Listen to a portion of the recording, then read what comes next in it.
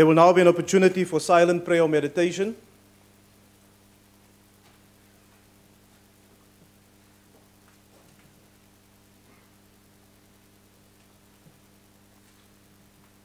Please be seated.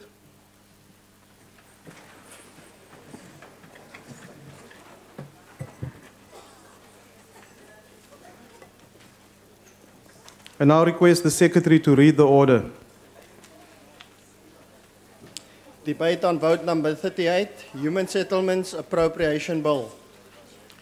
I now invite the Honourable the Minister of Human Settlements to start the debate. The Honourable Minister.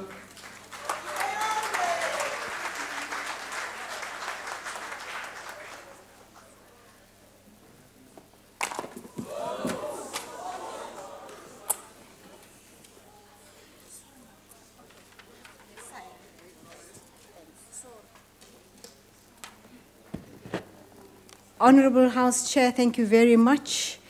Please allow me to dedicate the speech I have today to an outstanding woman, a heroine of the struggle, Ruth Mompati Istwalandwe, a woman of whom all of us are proud.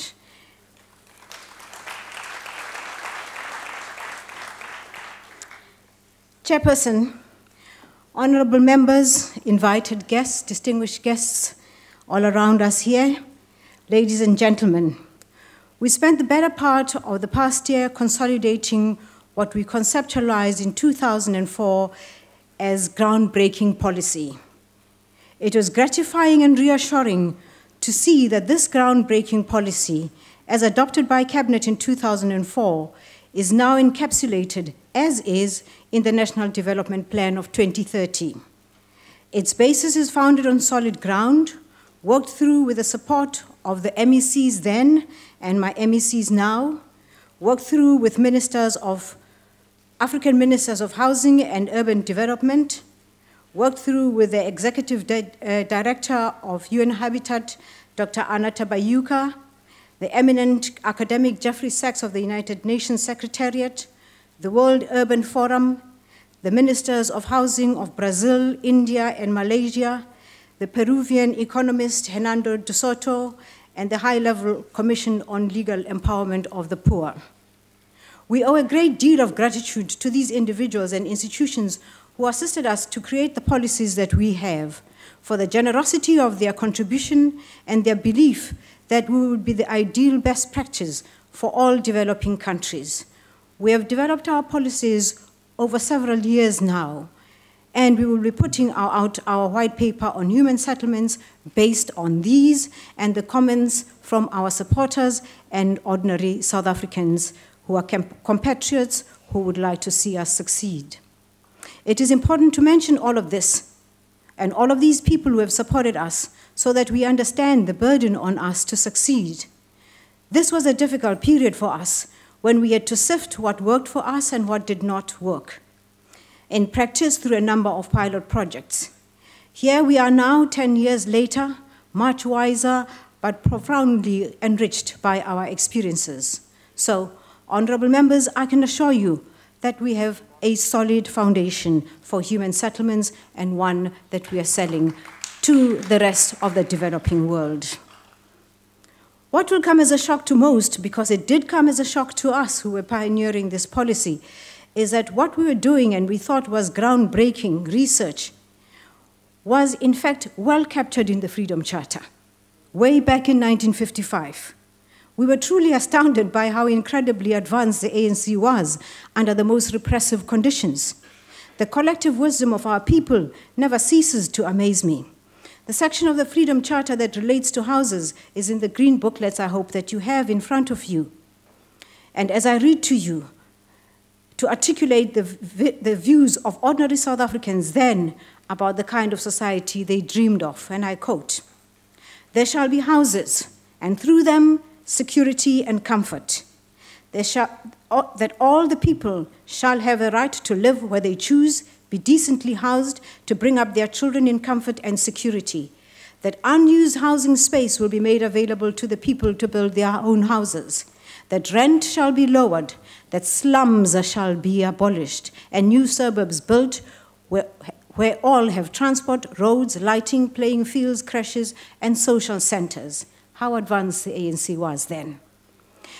And that fenced locations and ghettos shall be abolished, and laws which break up families shall be repealed. That which defines us as a civilized people is the creation of permanent shelter. That is well known. This defines the centrality of shelter in any society and in any civilization. The guiding principles that we will emphasize in the white paper are the following, therefore. 1, the restoration of human dignity.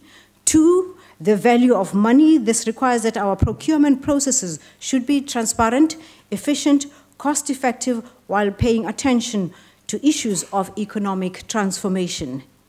3, exploiting economies of scale. The need is so large that we cannot settle for minor projects. 4, self-reliance. For too long, we have treated benefiting communities and individuals as though they are physically incapacitated. Beneficiaries should be encouraged to participate in their own development. The added advantage is that aside from the beneficiaries valuing and protecting their own output and creating, we are presently creating an opportunity of a skills transfer. The booklet I see is not in front of you, but it will be given to you, shows the work that we have done diligently from 2004 that brought about the concept of human settlements. Based on those founding principles that are now in the NDP, we are confident that what the white paper on human settlements will produce will cater for all the challenges we faced and are likely to face in the coming years. We spent a great deal of time on this, and the final product will speak for itself, having been in the making for so many years. Chairperson, we emphasize this because we want to give hope to our people and also to indicate that our foundation, as I indicated, is extremely solid. But a plan is only as credible as its capacity to deliver on that plan. It remains our responsibility to ensure good governance, eradicating extreme poverty, ensuring access to housing for the poorest of the poor, and promoting partnerships for development. This is the theme for our budget speech today. Creating partnerships for development, because we have understood that on our own, we will not be able to achieve what we have set ourselves to do. Going forward, we will need to put emphasis on our delivery, our ability to deliver faster, better, and more efficiently. Our commitment, as we have indicated last year, is to build 1.5 million houses and housing opportunities to accommodate our growing backlog. And in particular, we emphasize the issue of partnerships. We could not possibly do what needs to be done alone. Not only do we need partnerships with the industry, but partnerships with society. Society cannot afford to be a passive resistance. We also want partnerships with ordinary members of parliament to check in on their constituencies, see what their housing needs are, and see how we can assist them with their housing needs, and possibly also give explanations of why things are the way they are. You are our conduit to our people. We need a partnership with you. South Africa ranks among the top countries in the world in the value of its property.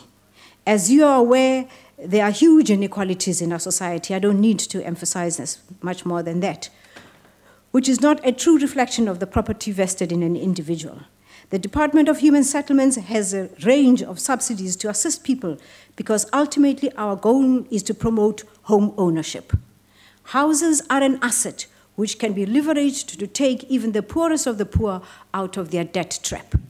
This, of course, depends on people who are given free houses, the indigent, understanding that they may not sell a house before they have lived in it for 8 years.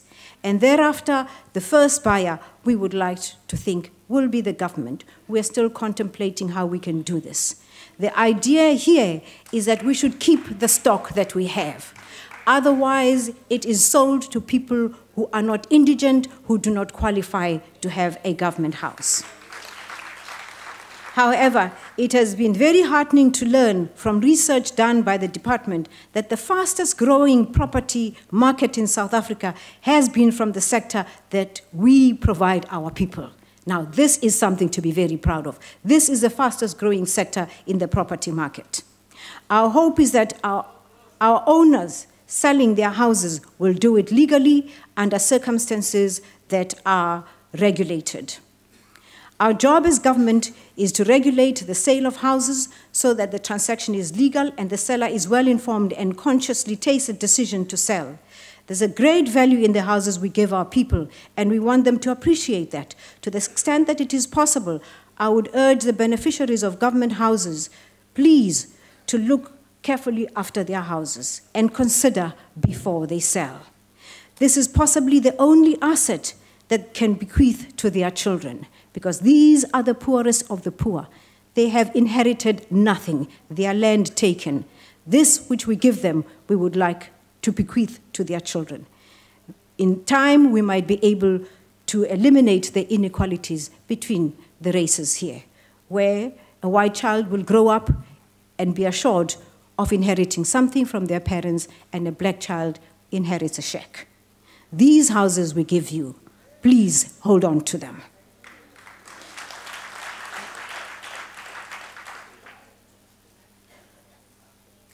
We have an entity called the Estate Agents Board, and it is primed to ensure that it can assist you, all of you, who would like to sell these houses or understand the value of these houses, to transact properly. We have been shocked by the instances where a house which we build at 160,000 rand is sold for 10,000 rands.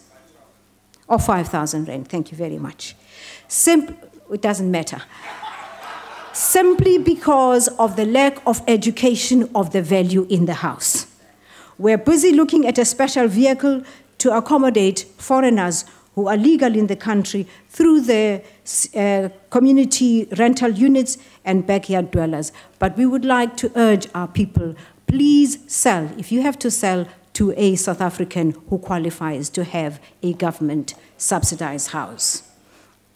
Our policies have been piloted through several pilot projects. The most successful one we could not have done without our partnership with the banks, and we would like to thank them for that. We could not have done that without the support of the MEC for the Western Cape. We've had very steep learning curves in this, and this is the N2 Gateway project.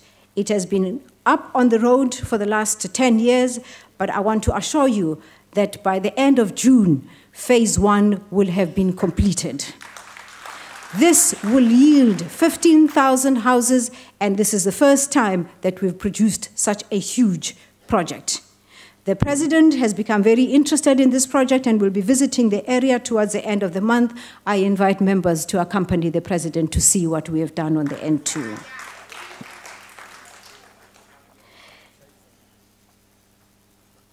We have discovered over time, and it has been pointed out to us in the World Urban Forum in 1920, that as we create policy, we should be very mindful of the social distance that we are creating between the implementers of the policy and the beneficiaries of the policy.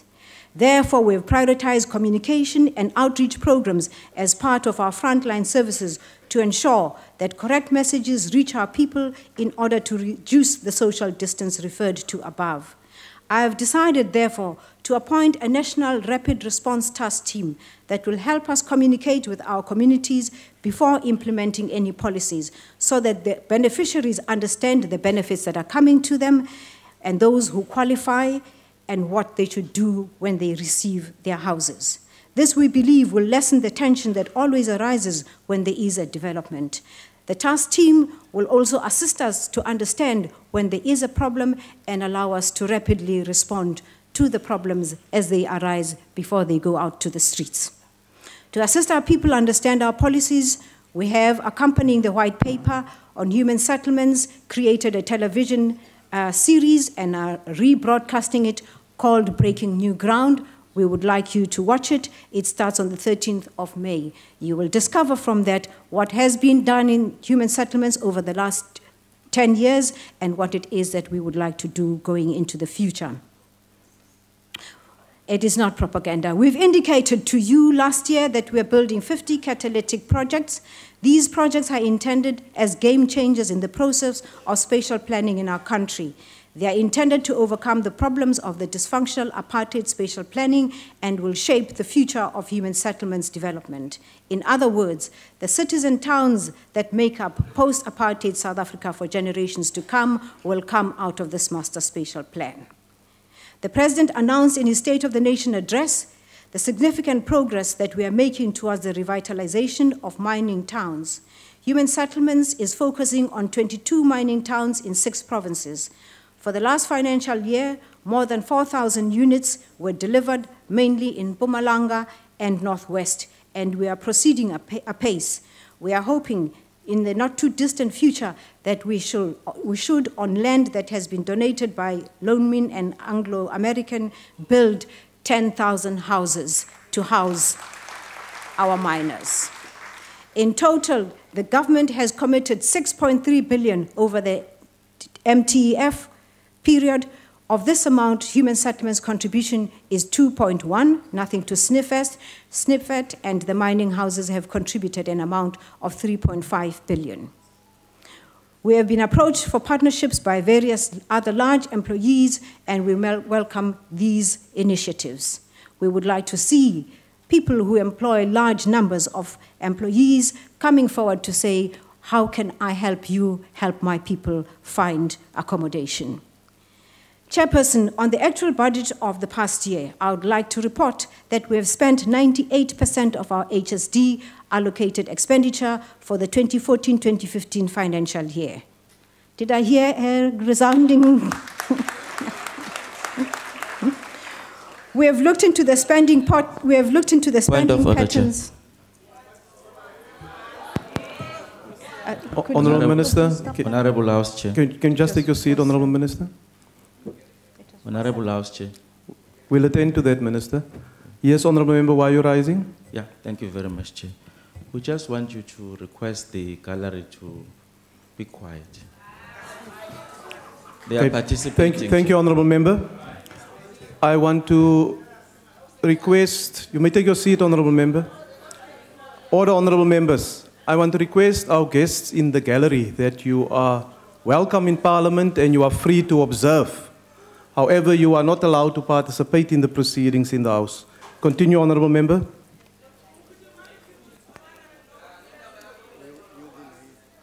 Are you sure? We have looked into the spending patterns of the provinces, and I'd like to report that when it became clear that Limpopo would not spend its HDG allocation, we relocated 559 million through a MINMEC decision and allocated 200 million to the Eastern Cape and 200 million to KZN. The remainder of the 159 million was ring-fenced for the provinces who are implementing the Youth Brigade program. So what I want to emphasize here is there is 159 million rand ring-fenced for the Youth Brigade program. I want to lay particular emphasis on this. If we deal with the burning issue of youth unemployment, we have to do things differently. And what we're wanting to do now is make sure that 60% of all employment in our mega projects are the youth from the Youth Brigade. It is everybody. Thank you very much. I've held several meetings with mayors of the metros so that we can together agree on a policy on the use of the urban settlements grant, the USDG. This was necessitated by the discovery that in certain metros, the USDG was used for administrative purposes other than that which it was supposed to be used for.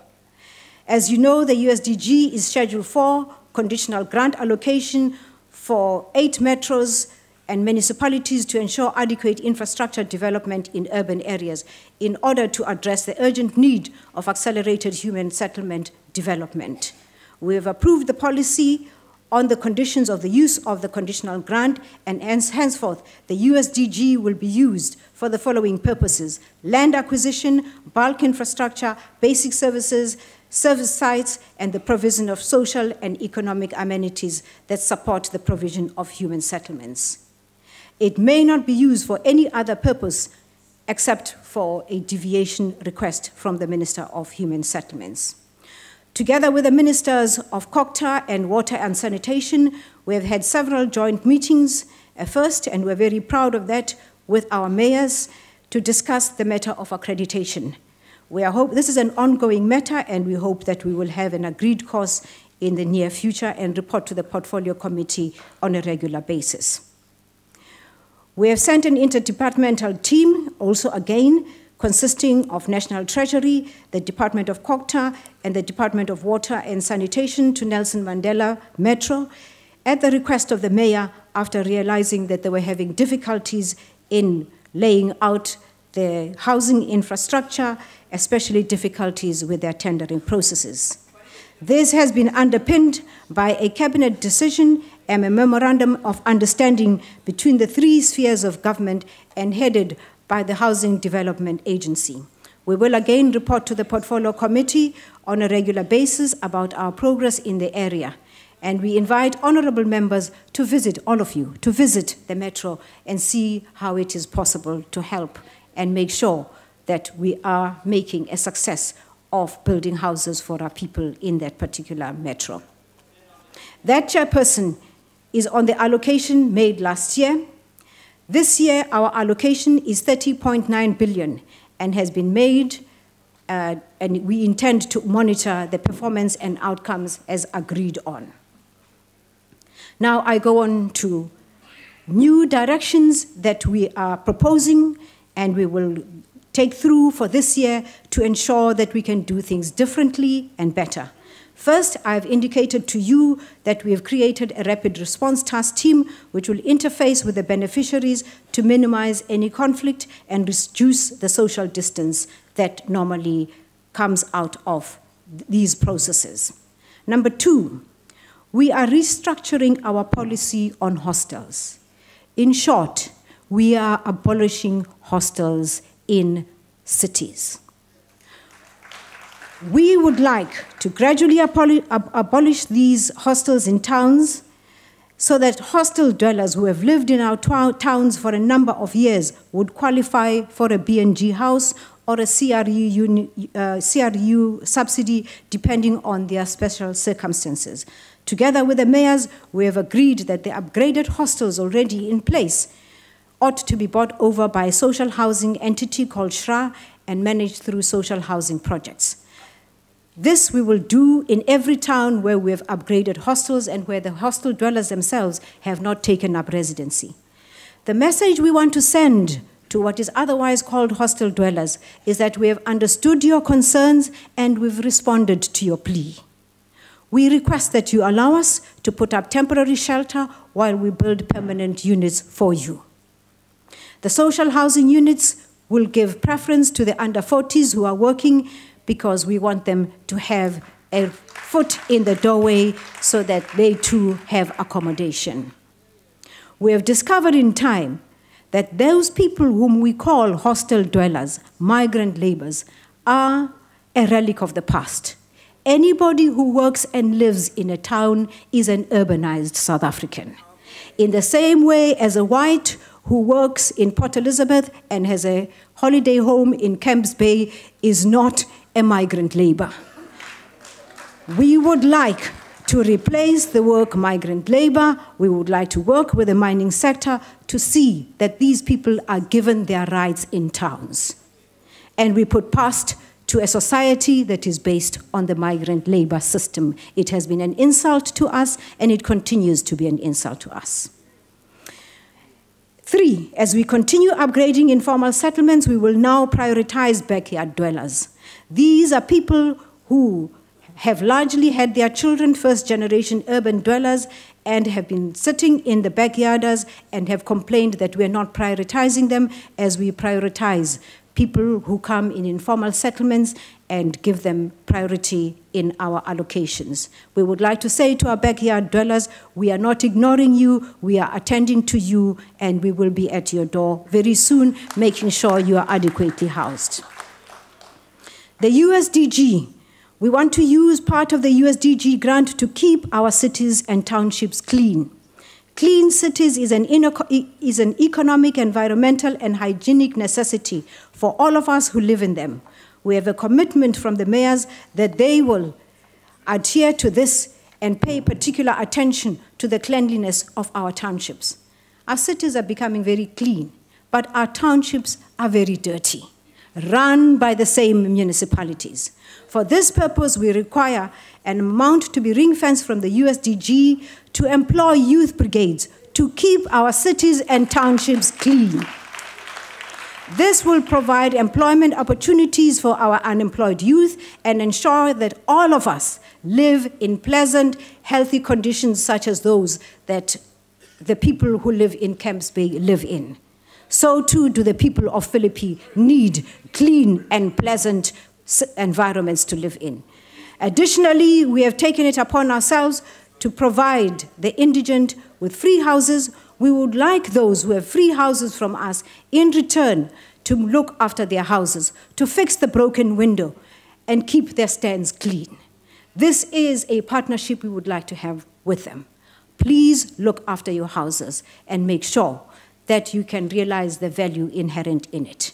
There are city and municipality bylaws, and we require that these be kept as strictly in the township as they are kept in the cities. We have a very good relationship with the Banking Association, and we hope that they will come on board again and assist us to ensure that we can cover ground that we have lost over the last period in which they were not in our space.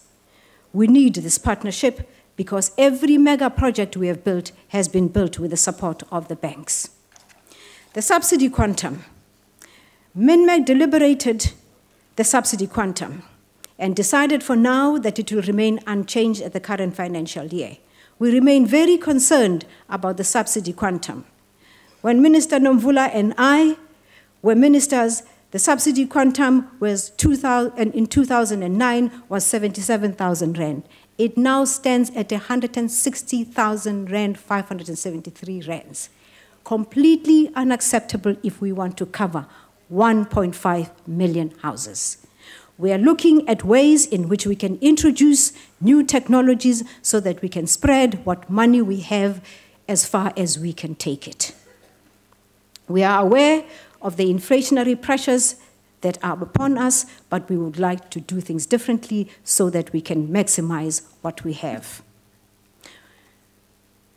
We have an estate agents board that has offered, and I'm happy to tell you that from this estate agents board, we have an estate agents youth brigade of a one learner, one estate agency. And so far, we are hoping that by the end of the year, 10,000 aspirant estate agents will be enrolled with us through this potential. What we hope these estate agents will do is assist us, teach our people, especially the beneficiaries, the value of the house and how they may transact. And most importantly, we would like to teach them to inform our beneficiaries that a will is an absolute necessity when you have an asset like a house. We have incurred enormous difficulty from our beneficiaries who do not have will when they pass on. We want to make sure that we can conclude our allocation of 6,000 houses for military veterans in this financial year. There is no reason why 21 years later we still have military veterans not housed properly. By the time they die, we are almost extremely embarrassed to take them from the shack to their grave. Therefore, we commit ourselves to prioritize this and finish it and make sure that we don't bring this up in this budget vote again. We have higher education partnerships with higher education institutions, a great deal of them. We have higher education partnerships with 5 universities, and we have learnerships with all those 5 universities, and we would like to make sure that we can professionalize human settlements. DFIs. I'm very happy to announce to you that we are apace in our DFIs and consolidation of our DFIs. We hope that by December 2015, we'll have completed the consolidation of our DFIs. The enabling legislation for the new Human Settlements Development Finance Corporation will be developed now, and it is envisaged that the new Human Settlements Development Finance Corporation can be approved through legislation for establishment by 2016 December. Revitalization of inner cities is something that we're very concerned about. We will embark on a process of partnership with various metros to revitalize inner cities, not for gentrification as is happening in some cities, but to ensure that those people who work in cities have easy access to places of work. Over and above that, most inner cities have become derelict and susceptible to criminal elements that hijack buildings. There's also a serious challenge of buildings that have been left vacant for too long. We will expropriate unused buildings and assign them for the purposes of building social housing next to places where they work. In most cases, vacant land that has not been used is very far from the cities and places of work, and most of our workers spend a great deal of their salary on transport.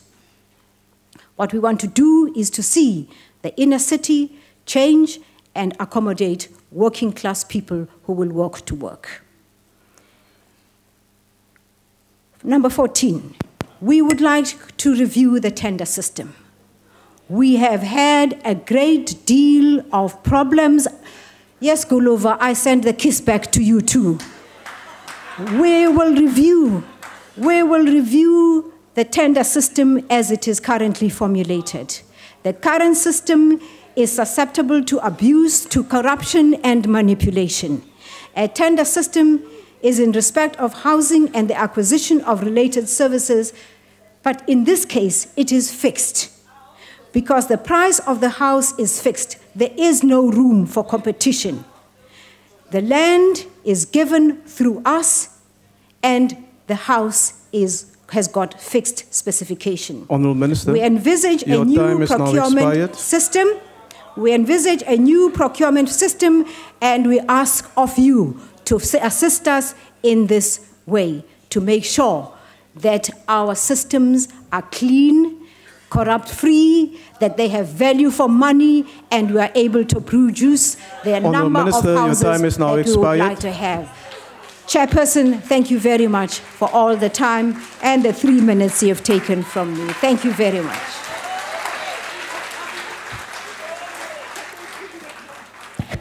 The next speaker is the Honourable Mafu.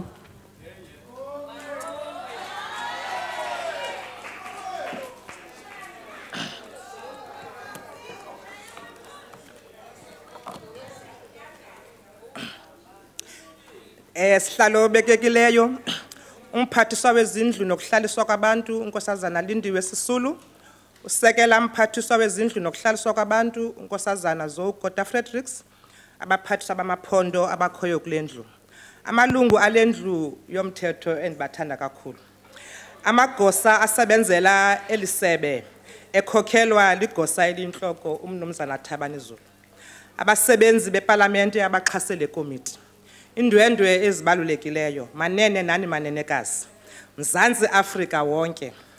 Ndiyanibulisa egameni lomqulu wenkululeko, ogqiba iminyaka engama-60, unyaka wokutshintsha uqoqosho welizwe kweli lizwe. Ndiyanibulisa kule nyanga yokukhumbula ukudityaniswa kwelizwekazi leAfrika. Sithi masimanyane ma-Afrika.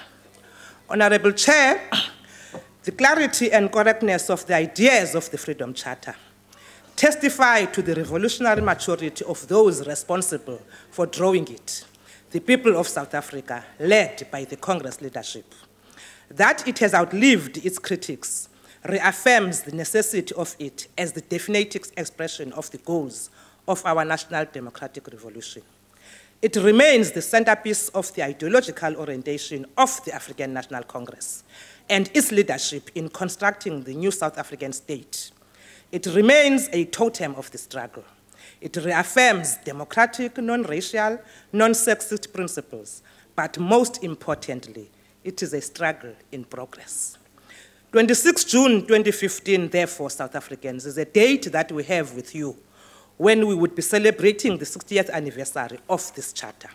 Honourable Chair, there shall be houses, security and comfort. The 30 billion budget, vote number 38, is part of the ANC-led government to address and build on what has been achieved in the past 21 years.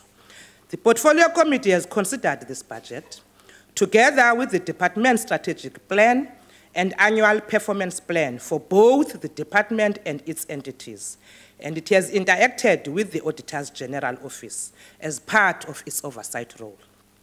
We applaud the department for their cooperation, and we are happy to tell you that both the department and its 8 entities have got an unqualified audit, but yes, there are areas of concern. As you know, 97% of the departmental budget goes to provinces and the metros through grants. The first grant, which is the Human Settlement Development Grant, amounts to an amount of 18.2 billion this year. It is a vehicle through which provinces are funded by the department. We note as well that from this grant, 500 million has been put aside to give to Housing Development Agency, as some of the planning and project development work previously carried out by provinces has shifted to them. 3.3 billion has been ring-fenced for the mining towns upgrade in 6 provinces, as outlined by the president of this country, President Jacob Zuma, in his State of the Nation address. We would like it to be noted that when the committee engaged with the provinces, only 6 attended. 3 did not attend the meeting. And out of those 6, only 1 province brought an HOD. And we have asked the department to follow up on this matter and report back to the committee.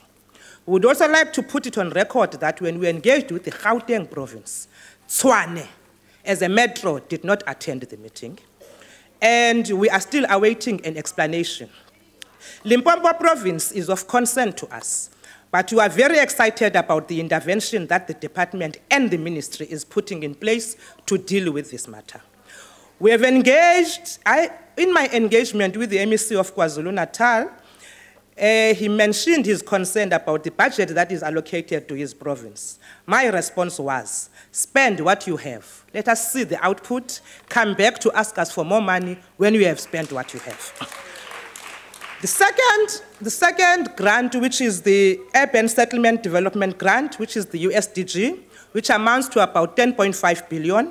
It goes to the metros. As you have already heard, this grant must be used for bulk infrastructure installation and land acquisition and servicing of sites. We note with concern, therefore, Honorable Minister, that yes, there are metros that utilize this grant for other functions other than which it is meant for. We welcome the proposal from the department, therefore, for an urgent consultation on alignment between the provinces and the municipalities to make sure that the application of these 2 grants is aligned. The intervention of the department in the Nelson Mandela Metro is welcomed and supported by the Portfolio Committee. It is very disappointing that the city of Cape Town had to redirect about 400 million of its human settlement budget back to the province in the last adjustment budget because of poor planning, and thus the poor were denied housing opportunities in this city. The Democratic Alliance-led Western Cape is more concerned about middle-class comfort than the people of this country. Now they want to use the human settlement budget for the electrification of the backyards. While this is commendable, is the DA telling us that permanent backyarders is better instead of providing houses to the people of Western Cape? Is it maybe a question of the refugees situation? Maybe we should be told. We all know that the output delivery numbers in this province are very low when it comes to human settlements. Even those numbers, mainly, they are coming from the N2 Gateway project, which is a national project. While 5 metros contribute to a rollover of 585 million, that has been rolled over from the 2013-2014 financial year, it is worth noting that the city of Cape Town is leading the pack in the underspending of the USDG grant. They have only spent 39% of their grant, and 61% had to be rolled over. In exact amounts, it is 286.5 million that has to be rolled over from the city of Cape Town. We are observing with concern, therefore, the poor coordination of land disposal between the 3 spheres of government municipalities. Because what we want to know is that when municipalities dispose of land, they don't consult the relevant spheres of government, and yet there is an outcry on the availability of land to settle communities. If the HDA is sought out when land acquisition is needed, why can't it be sorted out when land is about to be auctioned by a municipality or to be sold? Chapter 8 of the National Development Plan has reaffirmed the importance of the coherent and inclusive approach to land question. A meeting, therefore, Honorable Minister, between the Cooperative Government and Traditional Affairs Portfolio Committee and ourselves will meet very soon to discuss both this issue and the accreditation process so that you are on the same page. Honorable Chair, a further grant, which is called the Municipal Human Settlements Capacity Grant, which is meant to capacitate municipalities to discharge their housing functions. We are happy about this, and we know that it is not utilized effectively at this point in time. We made a commitment as the country that by year 2020, we will contribute in the improvement of the lives of at least 100 million informal settlement dwellers in the world. As you know, South Africa is a signatory to a UN Habitat, which determines the global human settlement vision. South Africa looks forward, therefore, to participate in the 2016 Habitat Conference in Ecuador, headlined the New Urban Agenda. This conference takes place every 20 years, and we are happy to say South Africa is part of the process. Honorable Minister, in your budget speech last year, you highlighted certain commitments. One, the military veterans, which you promised plus minus 5,000 houses in 3 years. We need to understand how far we are. The second commitment was the women empowerment. You promised ring fencing of 10% of the department budget for women empowerment. We are further hearing that there are about 100 women sponsored by NHBRC studying at the University of Pretoria Gibbs Business School. The youth empowerment, we're happy to hear about the AAB project, one learner, one real estate, whatever. Training to young people previously disadvantaged. The commitment to create youth brigade in each province is commendable. The department needs to look to increase its efforts of addressing the scarce skills in this sector. You will remember, honorable members, and that when you talk about real estate, it is usually a previously white-dominated area. That's why people are having jitteries when we talk about it. People with disabilities, we want the department to make sure that the 2% that the ANC-led government has put aside for all departments must be adhered to. We want proper progress, therefore, on these commitments. And we urge the department to further ring-fence 10% of the mega projects or the so-called catalytic projects for these vulnerable groups, especially women, Honorable Minister. A number of policies we hear they are under review, which we are very happy about. The Department of Human Settlements is in the process of drafting a policy on human settlements which will enhance the current Housing Act. The view is that policies should not be regarded as static.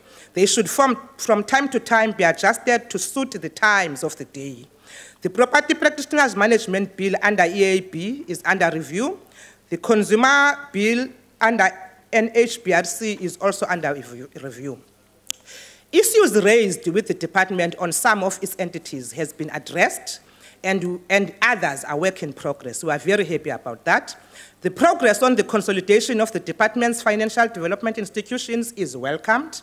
One of the priorities that has come out of the DFIs is the Finance-Linked Individual Subsidy Programs, which is called FLISP, which is aimed at assisting families who fall in the middle income band.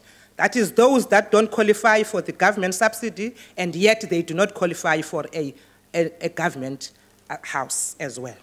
So this, therefore, is very critical to us because those people seem not to be catered by either of what we are doing.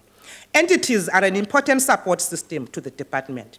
There is a need to ensure collaboration in service delivery, effective use of government resources, and to provide communities with a comprehensive human settlements. Honorable Chair, let me talk politics. A lumpen proletariat is a dangerous class. It's parasitic, it dreams of becoming rich, it uses what is called a proletariat revolution. They are a tool of reactionary intrigue, very unstable. They advocate adventurism and anarchism in the name of the revolution. They are fascist in nature. They don't have the interest of the masses, but are using the masses for their own ends. Revolution purifies people. It improves and develops them just as they experience.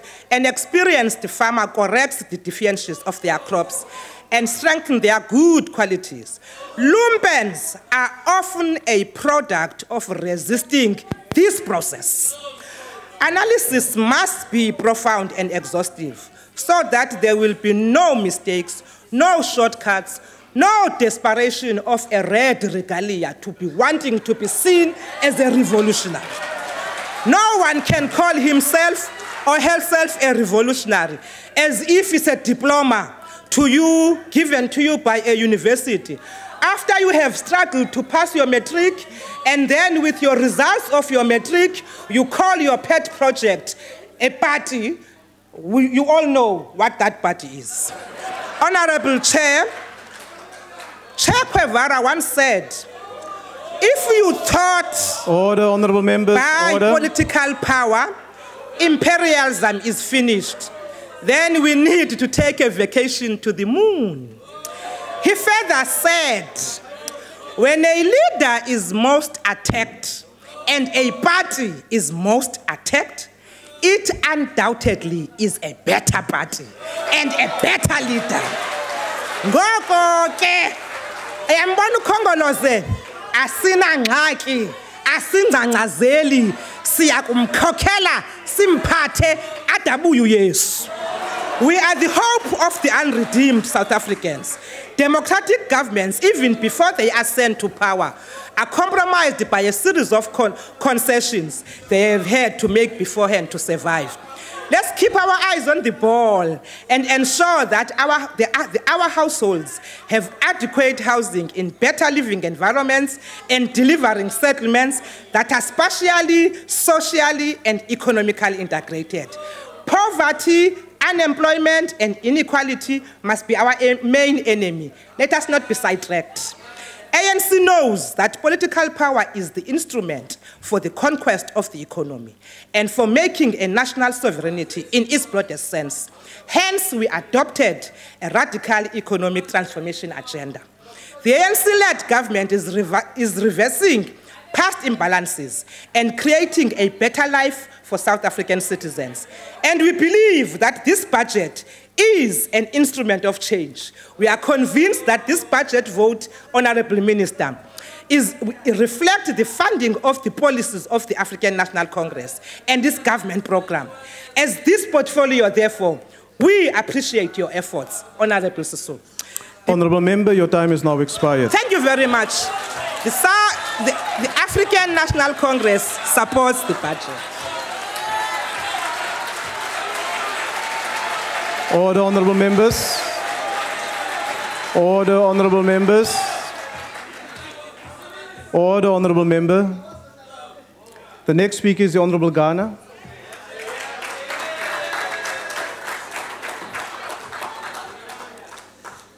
Nakhensa mtshami wa xitulu holobye na xandla xa holobye vahlonipheki va huvo. Honorable Minister, I assume that you are a South African and Tsonga is one of our languages. I'm very disappointed in you. I'm very disappointed in you. Ma-Afrika Dzonga hinkwenu. This afternoon, we reflect on the Human Settlements 2015-2016 budget, and I must state from the onset that very little has changed in this budget. It's just more of the same. There are no bold plans for this financial year. It is business as usual. I cannot seem to understand how this department is happy to continue on the path of poor delivery. On the 24th of June last year, I stood before you to raise issues pertaining to human settlements. And in a response, the Honorable Minister agreed with most of the issues I raised. However, and sadly, few of the matters raised have been dealt with or are in the planning process. To this day, Honorable Minister, there's no talk or policy to involve subsidy housing recipients before the houses are built. The department continues to treat recipients as passive recipients whose only job is to say thank you. During my visits to communities across the country, people accept that the government cannot build houses for everyone. They accept that they must play an active role in building their own homes. I was in Soweto during an offsite visit a few weeks ago. Residents who stay in back rooms asked me if there is a possibility of getting a piece of land to build their own houses. Of the land acquired by HDA for human settlement purposes, very little land acquired is given directly to the people to build their own houses. To paraphrase a leader many South Africans admire when speaking of corruption, and you will know this person, Honorable Minister. He said, in this government, a project is only thought after a list of tender beneficiaries have been identified. Until beneficiaries are identified, there's no project that's thought. Could it be that the land acquired by HDA is primarily earmarked for the building of houses because some tenderpreneurs have to benefit? What we are asking for, Honorable Minister, is that well-located land that has been acquired by HDA be serviced and given to the people to build their own houses. During the budget debate last year, I raised the issue of housing units in Soweto built as part of hostel upgrades standing empty. The units are still empty to this day. And on Monday, residents of Diepkloof had a service delivery protest asking to be allocated to the units that have stood empty for more than 5 years. To this day, there's no agency to resolve this matter. We are in fact spending more money, Honorable Minister, hiring security companies to guard against the invasion into these units instead of allocating them to the people. Many of the hostels across the country need special attention to restore them into dignified, habitable conditions. In the budget for the department, the upgrading of 750,000 informal settlements by 2019 is set as a target. The target itself is a noble one, but it remains vague as to what exactly an upgraded informal settlement should look like. When I visited Nkaneng informal settlements in Marikana 4 weeks ago, community members told me that very little has changed since President Zuma announced the special presidential package for distressed mining towns. They told me that the only thing that has happened in the settlements is the installation of high mast lights. According to an official record within the department, the informal settlement has been upgraded. How can this be? According to residents, the water supply continues to be unreliable, and on many occasions, water from their taps is brown in color. Roads are muddy, and sewage has been flowing through the streets, posing a major risk for both adults and children. Honorable Chairperson, in an answer to my question regarding the Special Investigative Unit's probe into allegations of fraud and corruption, the minister said that no department official or contractor has been referred for criminal investigation. This despite the billions of rands that are being spent on rectification of shortly built houses, but the SIU simply cannot find anything. The Free State government spends 330,000 to repair a single house that cost 150,000 rands to build. But once again, the SIU and the department says nothing wrong with it. No official is brought to book. It's business as usual. Minister Sulu's latest announcement that the National Department will be moving to Nelson Mandela Bay to assist with housing delivery is nothing more than an election tactic by the ANC. The time for politicking is over. People are fed up with waiting on the ANC to deliver on their mandate. When announcing this intervention, the minister did not mention anything about taking actions against current departmental officials who get paid every month but fail to perform. And I want to take some time to answer some of the issues raised by the minister and the chairperson of the committee. Chairperson, when you were speaking about the city of Cape Town, I think you forgot to mention that in that meeting that we had with Gauteng, you must just listen, Chair. You forgot to mention that the Gauteng metros combined, they failed to spend 3.4 billion rands of their USDG budget. You come in here and you say Cape Town has failed to spend 100 million, but you forget that the metros in Gauteng have failed to spend 3.4 billion.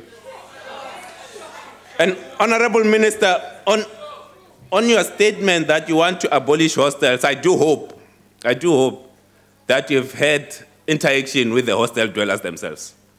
Because what we don't want is to see units that are built, but for 7-8 years, and Honorable Memezi will know, he was a MEC then. They were built when Honorable Memezi was, before he was thought to be an MEC. He became an MEC, he was released of his duties.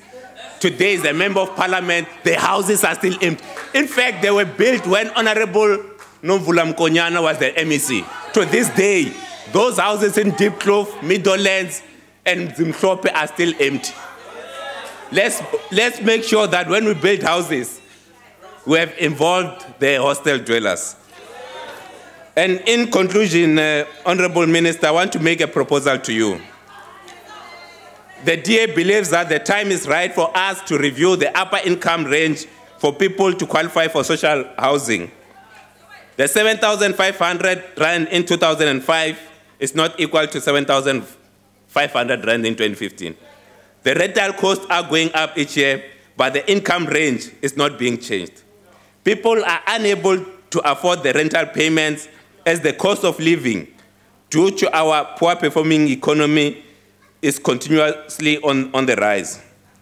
And I have to say, the departmental budget is nothing else but business. Honorable Member, your time is now expired.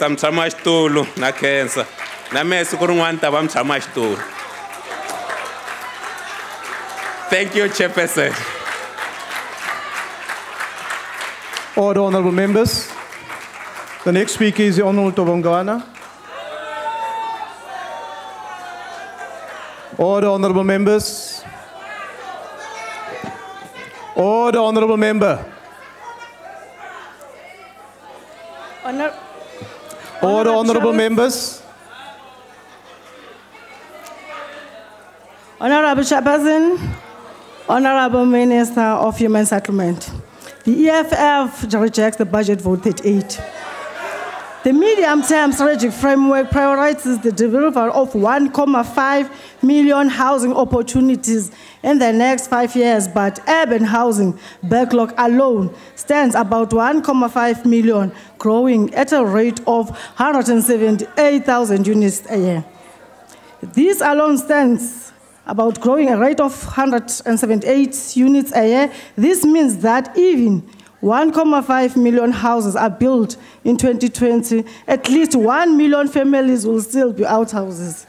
But let us begin by saying firmly clear that a housing opportunity is not a house. As defined, a housing opportunity is a plot of land without a house, with only access to either water or electricity. It cannot house a family. Secondly, there is no free housing for poor in this country because government policy has varied over the years, and only those earning less than 3,500 per month, with some exceptions, on the elderly and disabled, are given houses completely free of charge.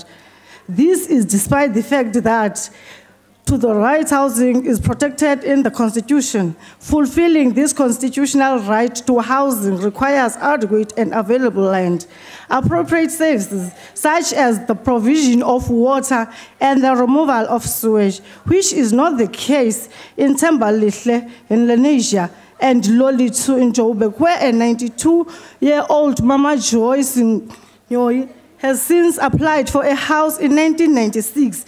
Today, she is told by municipality officials and politicians is too old to have a house. Adequate housing can only be possible if the state appropriates land without compensation for the benefit of the majority of the people to have adequate housing. Black people in Guguletu, Kwalanga Nyanga in CS, who literally live on top of each other, do not have proper houses, toilets, or clean drinking water. Our people, like 90-year-old Mama Joyce Nyoni from Thembalihle in Lenasia, have been told by corrupt officials that she is too old to have a house, while many are told that they are on waiting list to get free housing for more than 10 years. The truth of the matter is that there are no waiting lists. Instead, there are a range of highly differentiated and sometimes contradictory policies and systems in place to respond to housing needs of our people. Minister herself was quoted as saying people under the age of 40 can't get houses and should continue to be hobos. This is not what the Constitution says. Moreover, how are we expected to approve 290 million to upgrade informal settlement? Informal settlement can be upgraded. They should be replaced with more human settlement in which our people can live under clean and safe environments. Approving this budget will be approving the hobo status of many of our people who live in shacks without clean drinking water, sanitation, and services. Government must subsidize housing finance for middle-income earners, pass laws which will lead to reduction of 20 to 30 years housing loans to a maximum of 10 years. It must be made illegal for banks to repossess houses from people who have paid at least 50% of bonds, because the state would have to end up housing more people. Since 1994, the ANC government maintained the racist apartheid spatial housing development by building inadequate structures for our people. The black are poor in the townships, whereas the rich and whites live in towns. Since 1994, government claims to have created 4 million housing Honourable Member, your time is now expired.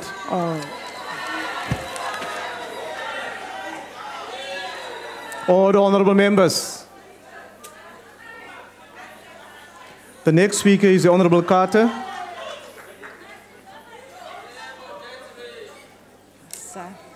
Thank you, Chairperson. The term human settlement is an integrative concept. On the one hand, it comprises physical components of shelter and infrastructure. And on the other hand, it includes community services such as education, health, culture, welfare, recreation, and nutrition. Human settlements must provide for all the social, material, economic, organizational, spiritual, and cultural elements that sustain community life. Nutritional needs, most importantly, must find priority inclusion in the planning and construction of housing. The lack of imagination has given us houses, but unfortunately, it has not given us human settlements. The construction of new public housing is a core responsibility of government. It ensures primarily that we do not fail the poor. At the same time, it acts, if correctly done, as a stimulus to the economy. Government attempts thus far were rather failures than successes. This was through poor policy choices with respect and rampant corruption, as agreed. What the government builds has created problems rather than genuine solutions. New homeowners experience distress and often sell up and move back to their shacks, unfortunately. Same as has happened with new farm owners. Instead of ending poverty, it entrenches it or relocates it. Housing must address the fundamental factors inherent in the concept of human settlement. Housing without job is like having cars without money for petrol or even to service a vehicle. It's the same with a farm not having fertilizer and seeds or machinery. New housing must elevate neighbourhoods, not undermine them. Such projects must encourage independence, not encourage dependency. Most importantly, new homeowners need to be able to borrow money cheaply to maintain and improve their newly given houses. That is why COPE believes in the need to research for government to establish a micro lender to support new homeowners. Without such support, buildings degenerate rapidly and fall into decay. Every house should also have adequate place for a garden and a foundation in place for the family to extend their basic house to accommodate their family needs. Every house must have room to grow as the family grows. This is fundamental. Today, we receive a triumph of apartheid-era planning, even in our new dispensation, which is sad. Townships are still creatures of segregation and it's removed from the city centres. There is no integrated housing and there is no movement closer to the city or town centre. The division of yesteryear remains, and this is really sad. COPE has also consistently urged government to support co-housing. Building new communities before constructing housing will solve a whole host of problems. Co-housing is a type of intentional, collaborative housing. After the outset, people come together to constitute a community they seek. They therefore consciously commit to live as a vibrant community. They then actively Honourable Member, your time is participate in now the design expired. and building of their houses. I thank you. Thank you. The next speaker is the Honourable Schellenberg.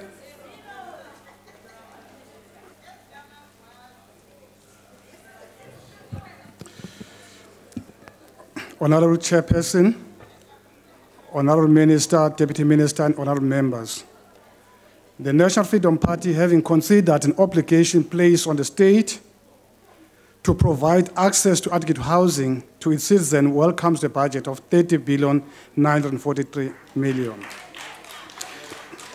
Allocated to the Human Settlement Department to carry its mandate in determining, financing, promoting, coordinating, and monitoring the implementation of human settlement development and housing policy in order to achieve the target of 1.5 million housing opportunities between 2014 and 2019. Honourable Members, the Human Settlement Budget Vote number 88 for the Medium-Term Expenditure Framework and Annual Performance Plan has been well prepared. However, the NFP is very concerned that the report of the Auditor General has shown that the number of planned targets did not meet the SMART criteria as required by the National Treasury's framework for strategic plans and annual performance plan, the number of vacancies in key positions in the strategic planning unit, the number of incomplete projects as the department has no clear plans to unblock them, the continuous mushrooming of informal settlement in metros and municipalities, the delay to kickstart the housing project due to non-cooperation amongst the provinces, district, and local municipalities when prioritizing their projects. Isibonelo nje sincane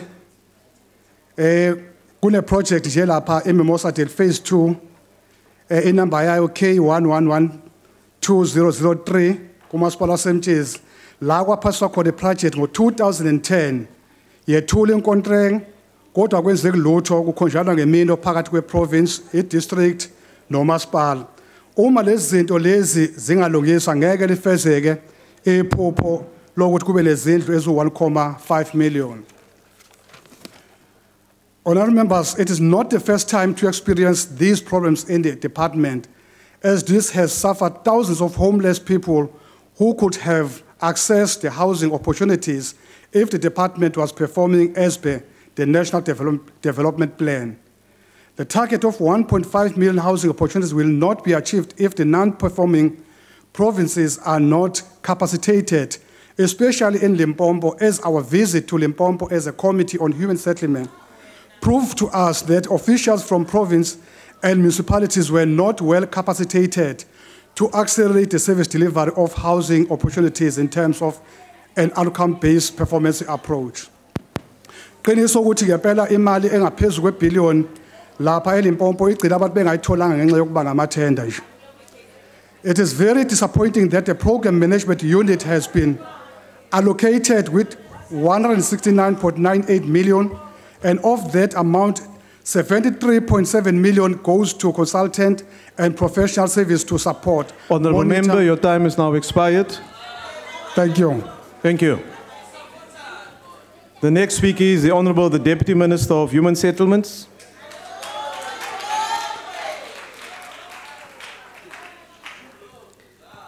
Chairperson, Minister Lindiwe Sisulu, Ministers, Deputy Ministers, MECs. Chairperson of the Human Settlement Portfolio Committee, Honourable Nokawe Mafu, Honourable Members of Parliament, and all honoured guests, I greet you this afternoon. Allow me also to greet the senior managers of human settlements led by the Director General, Thabane Zulu, including the chairs and CEOs of our housing institutions. Chairperson, allow me to respond to Ghana, to Mr. Ghana. It's a pity he's not here. Honourable Ghana, Honourable Ghana. He must familiarize himself with the housing policy. The process has evolved. We have moved away from project-linked housing delivery. The fact of getting leased before building project, we have moved away from that long ago. He must learn. Chairperson, in this important debate, we proud ourselves of the progress we have made in this journey towards integrated, sustainable, and quality homes. The increase in number in terms of houses built across South Africa shows our determination to meet the target of 1.5 million houses by 2019. Notwithstanding the impressive delivery gains we have achieved, there is a widespread acknowledgement that much more can be achieved to accelerate human settlements delivery in a manner that harnesses the creative abilities and skills of ordinary citizens. Despite the coherent policy framework, which is embodied by the Breaking New Ground approach, there is also significant work done to develop models of best practice for more effective project and program management.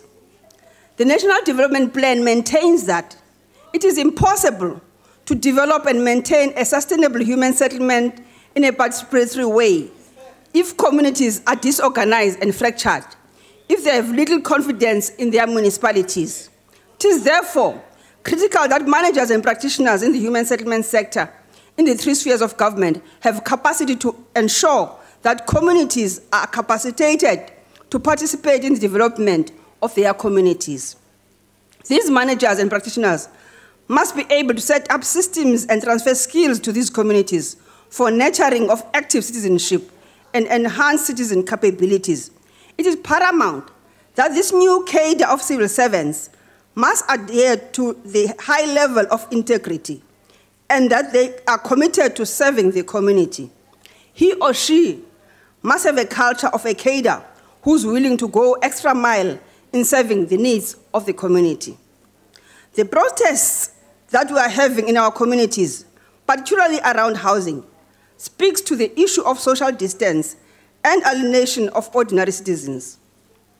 Lack of capacity in the human settlement sector has been identified as an area of weakness that needs focused attention in line with the departmental shift from housing to human settlements. It is for this reason that the Department of Human Settlement has developed a strategy which places professionalization of the sector and technical skills development in human settlements as one of the key interventions identified to develop capacity. The department has embarked on an aggressive capacity building program for its officials at the three spheres of government in partnership with institutions of higher learning, as Minister has mentioned.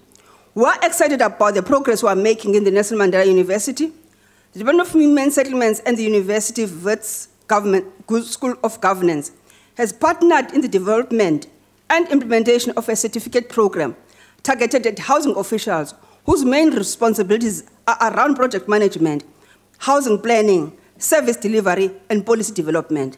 I had an opportunity to attend one of their graduations, and also the Minister had an opportunity to attend graduation at Mangosuthu Buthelezi University.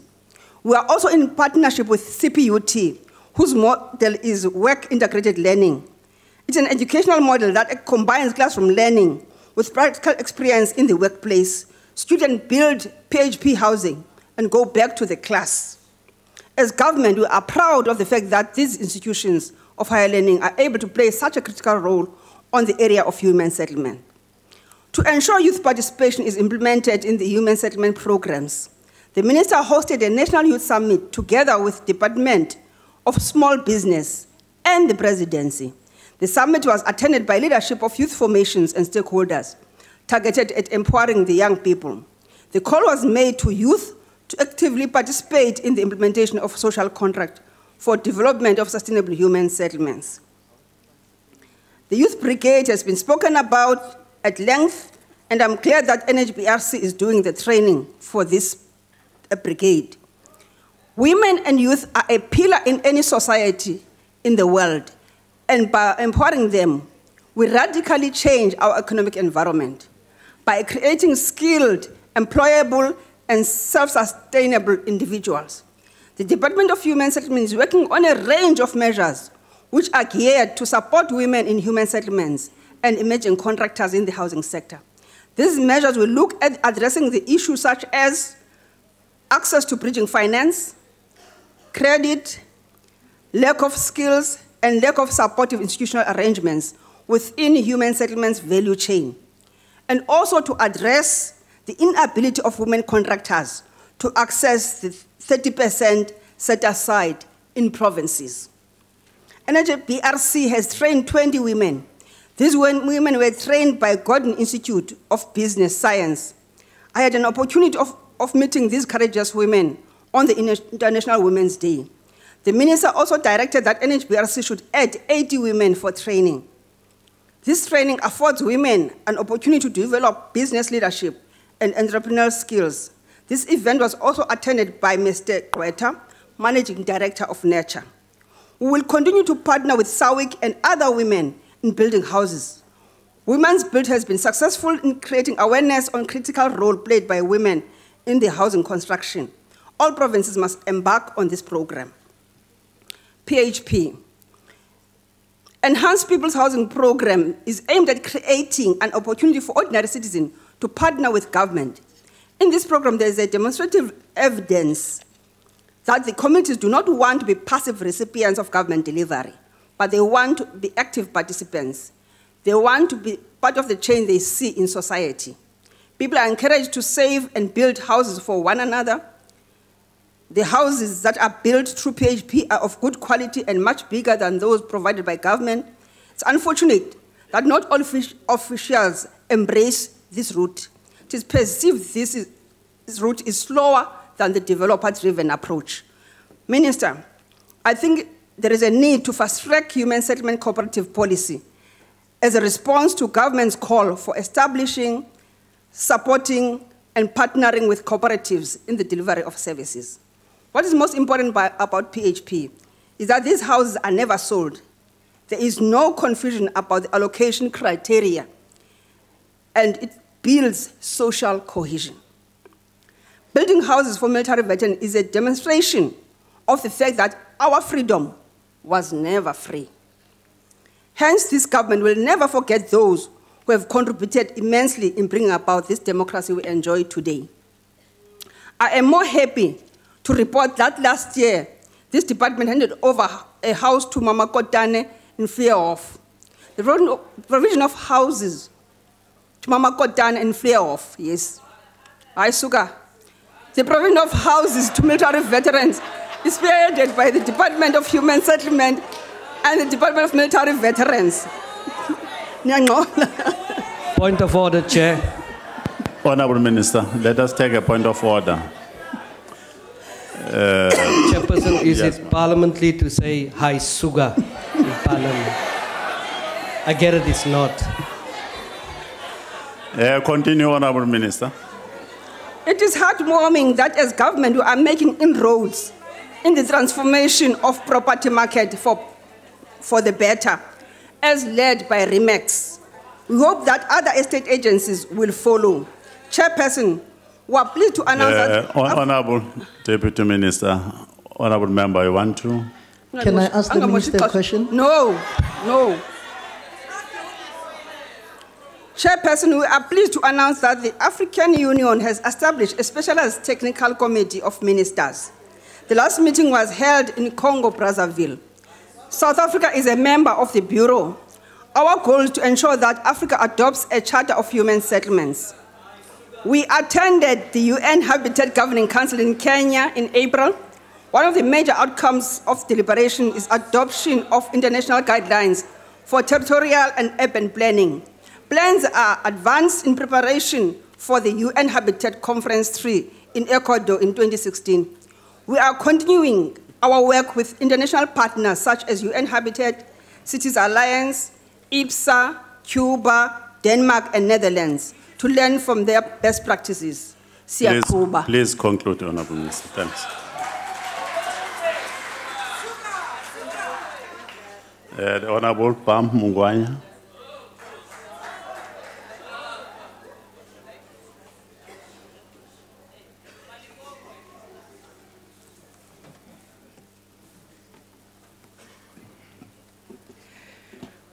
Qinishlanu Phathiswa wezezindlu obekekileyo uLindiwe Sisulu, Minister olixhasayo uZowukota Fredericks, honorable members, abasebenzi beDepartment of Settlements, manene namanenekazi, ndiyanibulisa ngale njikalanga. Apha ndizokuxhasa ibudget 38 wesebe lezezindlu. Ndizongqina ndisekelezela le ngxoxo xa ndiza kulanda ngentsusa yoqulo noqulunqo lwezigqibo nomnqophiso owenziwa mhlanikezweni kwaqingqiswa iFreedom Charter eCliptown ngo-1955. Ngokwesigqibo nomnqophiso weFreedom Charter kwavunyelwana ngokuba kwezo meko zocinezelo lwabantsundu kobakho isiqinisekiso esithi kulilungelo ukuba abantu bayokuba nezindlu, ukhuseleko nobuntofontofo. Kungoko ke uANC akungena ezintanjeni ngo-1994 waseka isebe lezindlu nemithetho elawula oko. uANC uthe gqolo ke ukuncothula neengcambu ubandlululo ngokweendawo zokuhlala olwalusenziwa ziirhulumente zamandulo. Kungoko ke ndiza kutyatyadula ngale mitsi uKhongolose ayithathayo kweli sebe lezindlu minyaka le ukuqiniseka ukuba abantu bakhelwa izindlu zodidi oluncomekayo kwesi sigaba esithile esibafaneleyo apha eMzantsi. Ndigxininisa kulomba wokuqinisekisa ukuthi nabo abasematyotyombeni bayaphuculelwa yabe baneziqinisekiso zobuninimzi. Ewe, iyanyevulelwa ingcikiva ematyotyombeni intlalo yawo, kodwa uluntu lungaqaphela likhumbule ukuba nentlalo ematyotyombeni nayo imiphumela yengcinezelo yabangaphambili, ngakumbi eka-1913 yolohlutho mihlaba eyenziwa yintlupheko, naxa kuzingelwa amathuba engqesho ngabantu ababaleka indlala emaphandleni abharhileyo. Azindidi ngendidi ke nawo nxatsho ke kungelula ukuwabandakanya ngentambo enye amatyotyombela. Informal settlements are highly differentiated in terms of location, levels of vulnerability, and social structures. The generalization of their solution is not viable, as it would be most cost-intensive. The ANC asserted in its 2014 January 8 statement that bold programs will be implemented to promote better located mixed-income housing projects, improving housing conditions for the poor in all informal settlements, for unlocking well-located land specifically especially state land for affordable housing. Amongst these are provisions of 1 million housing opportunities for qualifying households over the next 5 years, promoting integrated public transport and accelerating the rollout of infrastructure in rural areas and informal settlements. This will be accompanied by further provision of basic services and infrastructure in existing informal settlements and connecting additional homes to the electricity grid.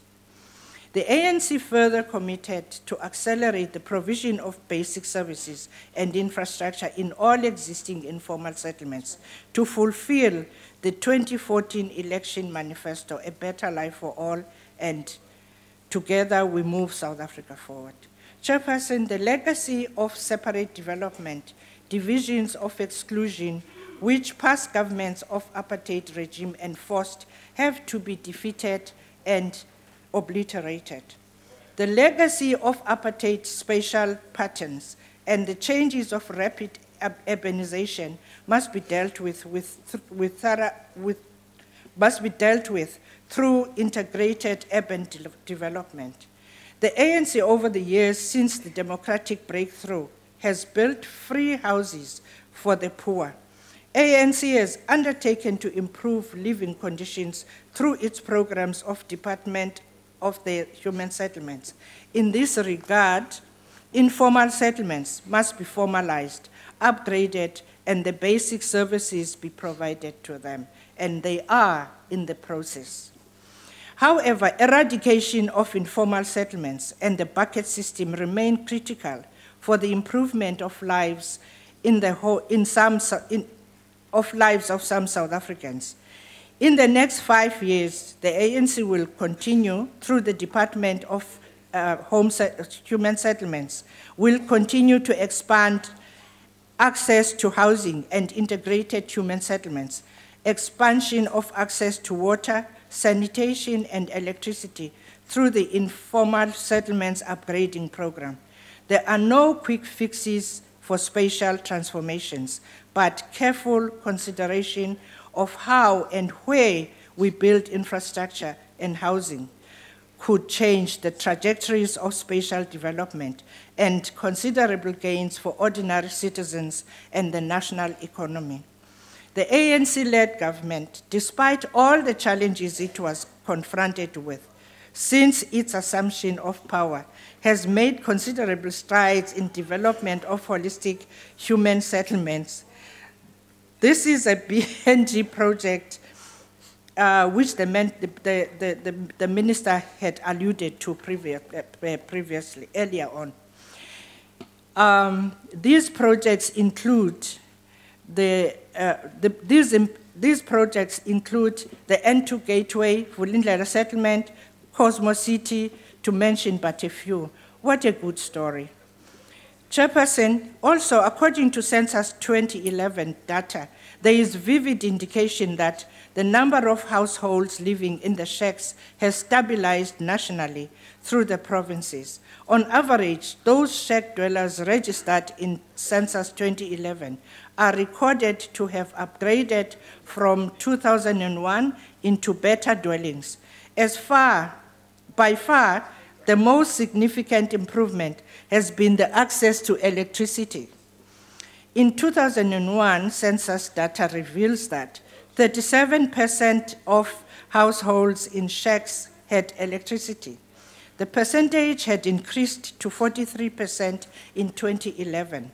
Although a significant number has upgraded from shacks to improved housing, free housing at that, what a manna from the ANC. Outcome 8 recognizes that informal settlements provide land and urban opportunities for the poor, but implementation remains slow.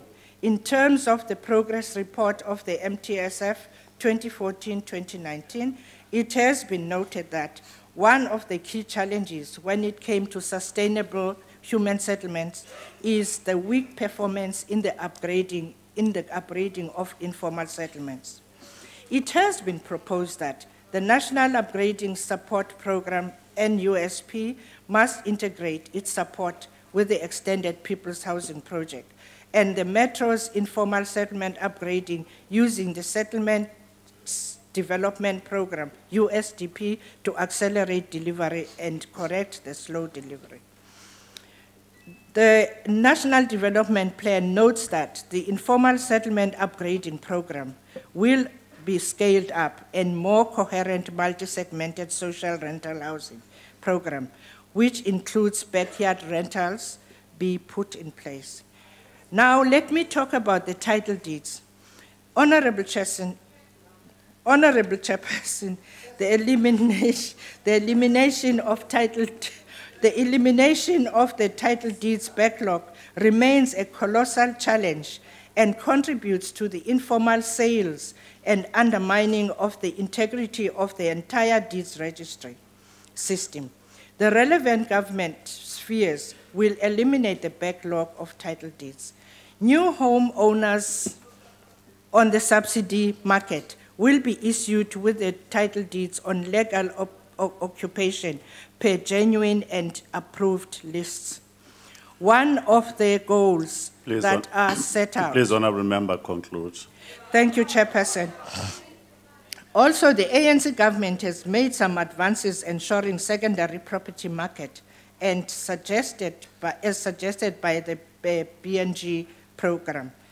Having said that, I will say, kubantu abakule ngxubaxaka yokungabi na title deeds, uhulumende ne-Department of Human Settlements izobabonelela. Ukulinda kunomvuzo. Enkosi, I support the budget. Thank you very much. Honourable Sitole.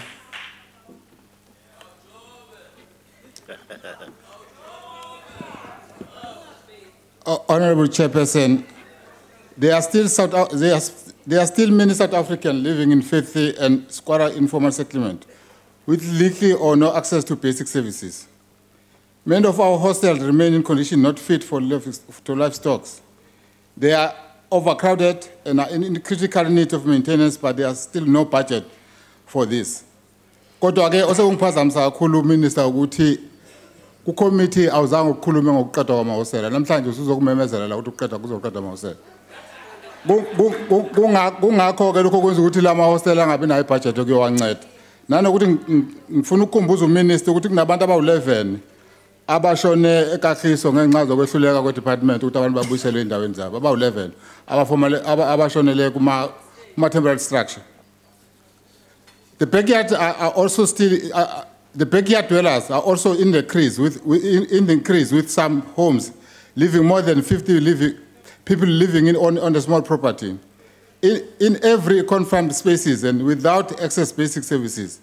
There are the very problems that are challenging the comfort of many South Africans today on the basic services. To a large extent, the problem arises at provincial level with provinces of failing to adequately plan for human settlement.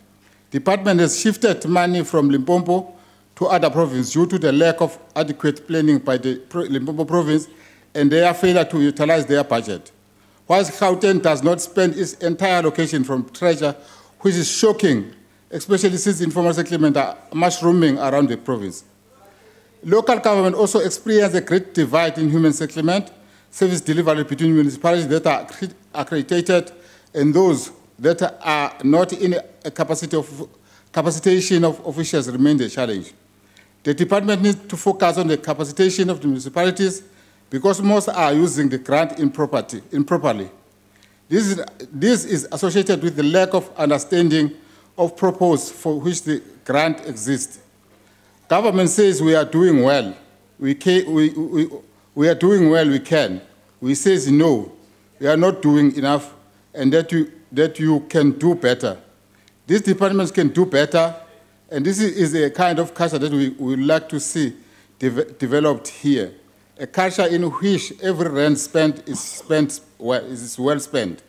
A culture of accountability and the quality services delivery. We think that the officials in the department are much more focused to doing things than that they politically hate. Given more space to perform, they can achieve the objective of the department evaluations and the way the department could conduct its businesses. Qualitative target must be met and achieved. This largely starts and ends with the eradication of chronisms and temporal shifts from the supply chain management process regarding the award of tenders. Inconsistency between strategic and annual performance plans must continue to be monitored and annulled. In this regard, the placing of control measures which include branches and program managers being required to prepare a report on the progress on the achievement of planning indicators and target is very welcome to be recommended. Honorable Chairperson, sithi uma sifuna i-department ihambe kahle phambili ukuthi kuzofanele ukuthi sonke sisebenze ngokubambisana nanokuthi sicela uminister ukuthi uma izinto ezozisho la azisho kube kunesiqiniseko sokuthi ne-portfolio committee isendleleni yokuzazi lezo zinto ngoba ezinye izinto zethusa uma uminister esezisho njengoba kade ezisho nje kodwa ezinye angazange afike nazo ku-portfolio committee. Ngaleyo ndlela ngiyabonga sihlalo. Siyabonga umhlonishwa. Honorable Dackler.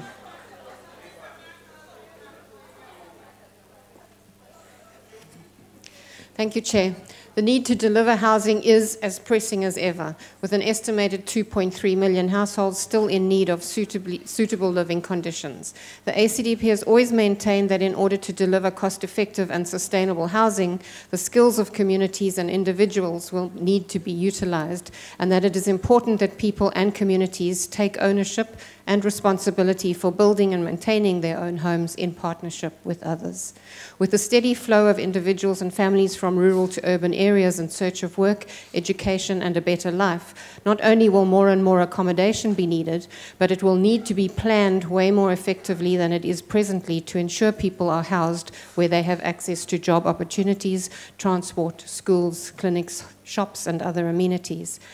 Municipalities need to be paying far more attention to coordinated planning of urban development than they are presently. The ACDP is particularly concerned about provision of special housing.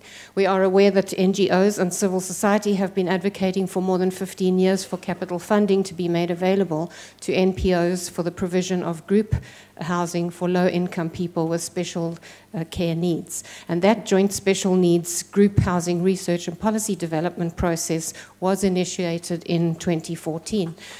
The draft and financial model for the Special Housing Needs Policy Program that was finalized early this year, which includes foster care homes, homes for elderly people and people with disabilities, shelters for victims of abuse, and the homeless, was enthusiastically received by relevant departments, NGOs, CSOs, and beneficiaries. Now, Honourable Minister, the ball seems to be in your court as far as they see it. It is our understanding that the DHS is constitutionally required to implement housing programs and make capital funding available for special housing needs. The department is also by far the best equipped to manage such a program. What is the status of this program from the perspective of the department? Now, stakeholders are eager for things to move forward at a far greater pace so that the desperate people they work with daily who are fending for themselves in unsuitable conditions can at last access state housing assistance via NPOs. Lastly, the issue that's on most people's minds is wastage and corruption in the system, which of course must be a priority, and government underspending does not help deliver housing either. The ACDP will support this budget, which is crucial in giving people a shot at improving their lives and providing opportunities for their children. Thank you. Thank you, Honourable Dackler. Honourable Baker.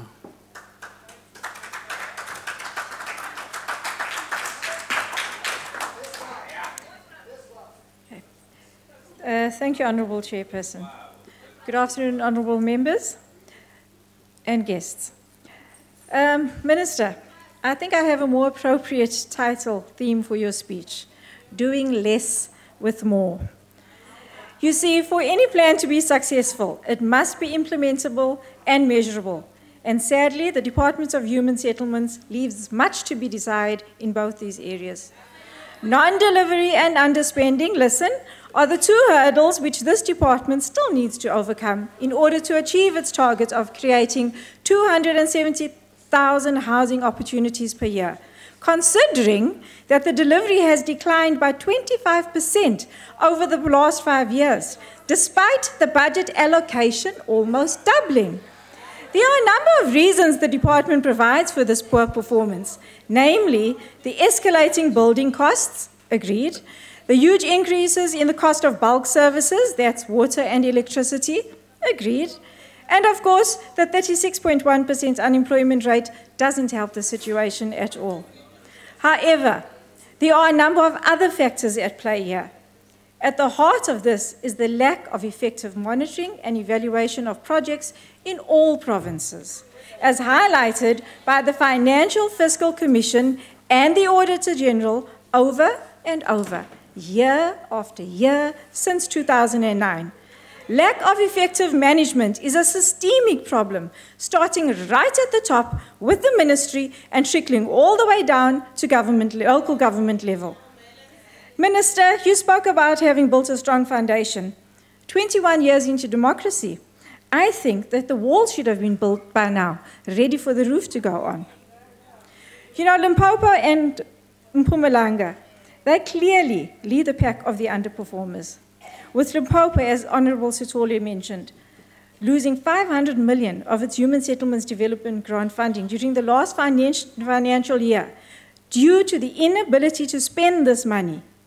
Clearly, drastic intervention measures are necessary to prevent any further damage to this already crippled province. Sadly, the people of Limpopo must suffer due to this, and the forfeited 500 million was reallocated to the Eastern Cape, another underperformer of note. I question the ability of the Eastern Cape to spend these additional funds, given its track record. In Nelson Mandela Bay, for example, the Metro underspent its Urban Settlements Development Grant by a staggering 52%. Meanwhile, metros which are capable and ready to directly address the housing needs of its citizens, like the city of Cape Town, are being hamstrung by the National Department. This budget sees a reduction of the Municipal Human Settlements Capacity Grant over 3 years, which is meant to capacitate capable metros to take responsibility for housing delivery. This has a massive impact on all the metros' ability to plan for projects. Credible waiting lists are non-existent in most provinces, unlike in the DA-run city of Cape Town, where a successful online application system has been implemented, with over 3,000 people already using the system since its inception in November 2014. Honourable Mafu, you're right. The struggle is still on. But the DA offers a very simple solution for what appears to be a complex situation. Improved monitoring equals greater accountability, equals delivery of more housing opportunities for our people. Honourable Chairperson, what about addressing the 900,000 title deeds backlog that Honourable Bam referred to? How are we to achieve this target of wealth creation and the restoration of dignity of our people through the acquisition of property, if we cannot even issue the homeowners with the title deeds to their properties? Now, I appreciate the Deputy Minister's reference to the NDP, but unfortunately, the success of Chapter 8 of the NDP hinges on a 5% economic growth. And at the current growth rate of under 2%, this is just a pipe dream. You see, Honourable Mafu, your government should actually be implementing measures to boost the economy, not conquer it. But it doesn't matter. You see, Honourable Minister, I suggest you get your house in order, because the DA is coming. Nelson Mandela Bay Metro, bly kalm, die DA is op pad. Gauteng, relax, DA iyeza. I thank you. Thank you, Honourable Baker. Honourable Chapa.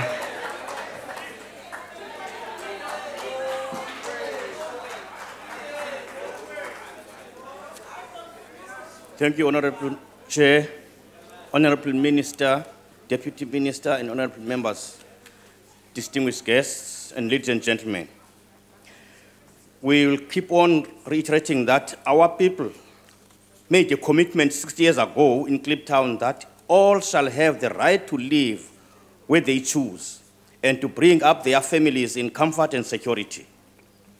Further noting the conditions under which apartheid was operating, the people further resolved that slums shall be abolished and replaced with new settlements that will have transport and social facilities.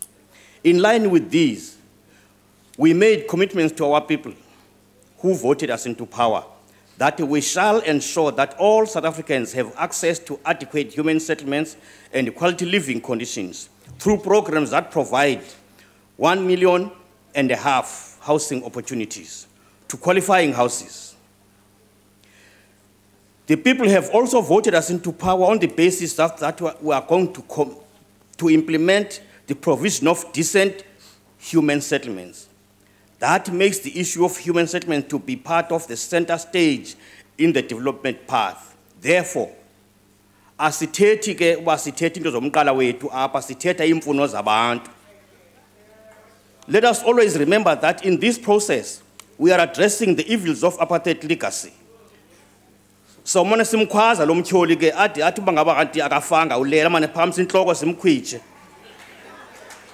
This legacy has left with distressed mining towns that are characterized by a wide scale of informal settlements, and these mining towns require a diverse range of solutions because of the diverse needs for the people who reside there. These solutions include the upgrading of the informal settlements and the upgrading of the hostels.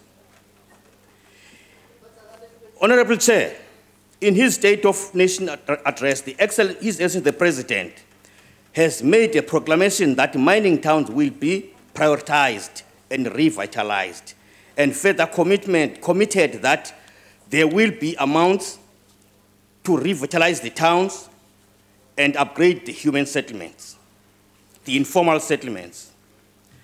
In these provinces that are mining provinces, the Mpumalanga, Northwest, Gauteng, Northern Cape, Limpopo, and the Free State. Remember, in October 2012, the special presidential package was introduced by the President to holistically address all challenges faced by the mine workers and mining communities in collaboration with the mining companies and labor. The Interministerial Committee, which was established to revitalize distressed mining towns, has mobilized the municipalities to review their IDPs so as to pave way for bringing about a sustainable human settlement in the mining towns. However, this department and the ANC engage in this task fully knowing that in the Lendlela, Siambai. It is significant to note that this same process, we have to address the issue of apartheid legacy. Once more, or the Prime Minister, this legacy of single-sex hostels, accommodating workers who were characterized by being undignified, inhuman, and causing long-term negative social consequences of keeping families apart. These hostels were meant to keep our people not in dignity. Imagine one room accommodating 20 to 50 people in the hostel. It is therefore evident that since the dawn of democracy in South Africa, we have been engaged in particularly upgrading the hostels. The ANC and its government is paying attention to improving the lives of the hostel dwellers. When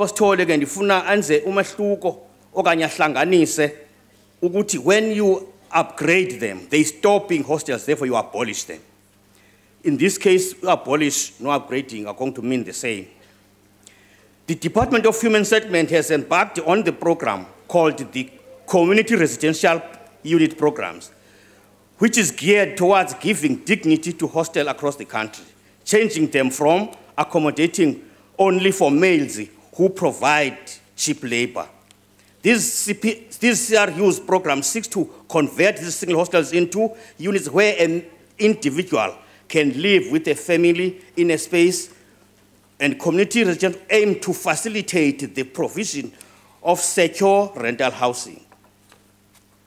In its entirety, the comprehensive plan called Breaking New Ground approved by the Cabinet in 2004 seeks to address poverty, inequality, unemployment, and improve economic growth, improve the quality of life of the poor, and create an asset for the poor.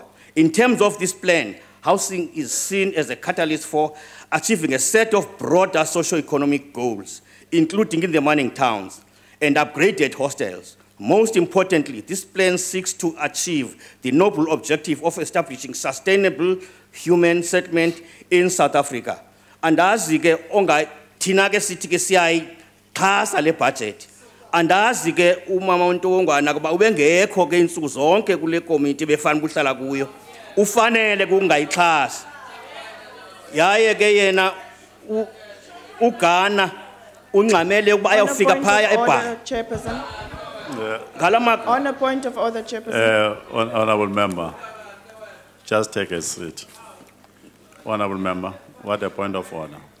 Chairperson, with all due respect, the member could not attend because she was sick because police beat her up here in this parliament. So, and the chairperson is aware. She did get several letters from the doctor. She's aware.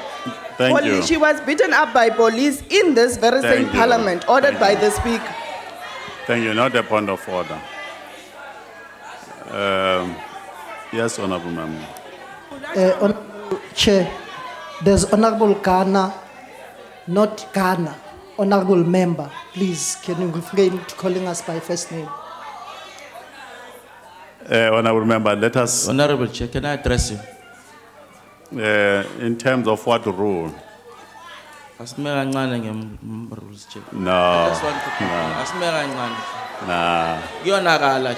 No. Our members were beaten up here and they are still going to the doctors. No, Honourable Member. And the ANC members on the other side, they are celebrating. Honourable Member. Mhlonishwa. No, hlala phansi Mhlonishwa. Hlala phansi Mhlonishwa. Massive. Okay. Honourable Chair, I conclude by saying we support this budget. And Honourable Minister, you must know that you are a government in running, government in action. There is a government in waiting. They must keep on waiting. I thank you for it.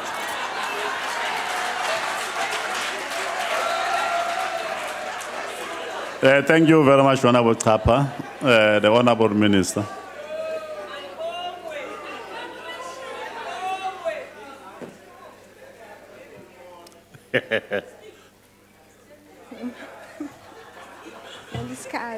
Honourable Ghana.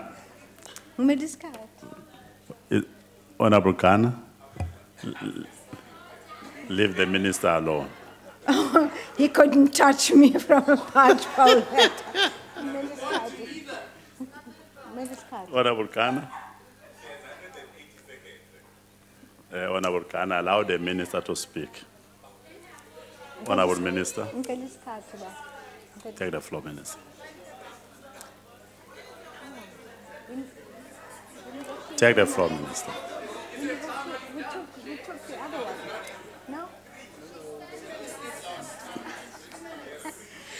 I want to start with very good news. Yesterday, out of 22 local government by-elections in 5 provinces, the ANC won 19 wards. Hands down. The DA, the loudmouth DA that says that it's a government in waiting, won 1. The EFF won nothing. Please allow me to continue. I want to thank Honourable Minister, take your seat. Honourable Minister, take your seat. Ngiyabonga sihlalo wami ohloniphekile. Bengicela ungikhuzele bona ngoba ngizile ukuzodlala la. Lento engikhuluma ngayo ngiyayazi uminister lo akuyena owabo owezwe lonke. Umbuzo wami la ku minister ngeke ngambhalela incwadi. No. Angizukusuka ke. Baba hlonishwa. No. Mhlonishwa uKhawula. Yebo. Ngizama ukusiza wena. Uminister useyayivala idebate. Mhlawumbe uzothola esinye isikhala ke mase usemakomitini uba ubuze imibuzo. No, sihlalo wami ngokuhlonipha nje. Bengifuna ukwazi ukuthi emakhaya kungani intuthuko yakho izindlu zingafani nezasemadolobheni. Icapha zamagogogo, irufu yakhona ayikho.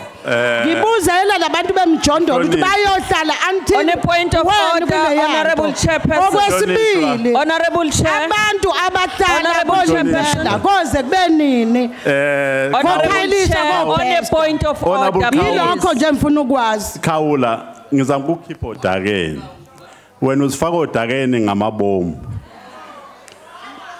Ngiyakusiza wena Honorable Khawula, ngiyakusiza. Ngiyakusiza this thing. Honorable Minister, take the floor. Thank you very much, Chairperson. I'd like to thank the Deputy Minister. Deputy Minister, you're the best I could hope for. I'd like to thank the very diligent and hardworking chair that we have and the committee. At least those members of the committee that had something to say. I'm not sure that I heard anything from this side of the hall. And Ghana, the unfortunate thing with having your speech, Honorable Ghana. On a point of order. Honorable Ghana. The Honorable Minister, take a seat again. Mtramastulu anlava kombela kawe kurishana holobye ya vutshami bya vaaki. U ta pfumela ku teka xivutiso xa ku huma ka mina. And then Honorable Mtramastulu an kombela ku vutisa ka wena, kombela ka wena ku ri holobye ya vutshami bya vaaki u ta teka xivutiso xa ku huma ka mina. Yeah.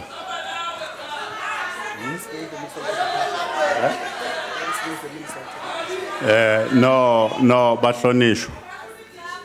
Bahlonishwa masenze ngendlela efanele. Uminister must reply uvala debate akunama question. Ngiyanicela kakhulu asenze njalo. Honorable Ghana. Minister is concluding and then is closing the debate. It can't be right to pose questions. No, it's closing a debate really. Once a minister replies, he closes the debate, can't be questions. No. Honorable Khawula, bengisiza wena. Ngoba njengelungu ehloniphekile.